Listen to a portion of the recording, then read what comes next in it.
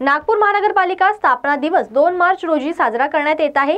यामध्ये विविध सांस्कृतिक कार्यक्रमाचे तसेच नाट्य व गीत आदींचे आयोजन करण्यात आले आहे। या संदर्भातील अधिक माहिती आयोजकांनी दिलेली आहे। आजचा वर्धापन कार्यक्रम आपण साजरा केला आहात, या निमित्ताने नागपुरातील जनतेला काय नाही, सर्वप्रथम आज नागपूर महानगरपालिकेचे 73 वर्ष पूर्ण होत आहेत आणि 74व्या वर्षामध्ये आपण पदार्पण करत आहोत।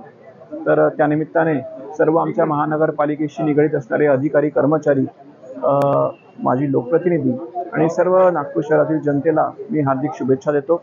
आतापर्यंत महानगरपालिकेच्या वतीने जे आपल्या शहराच्या विविध पायाभूत सुविधांच्या गरजा असतील किंवा शिक्षण, आरोग्य, उद्यान, इतर जे काही लोकांना ज्या सुविधा पुरवायच्या असतात त्या अतिशय चांगल्या पद्धतीने आपण पुरवायचा प्रयत्न केलेला आहे।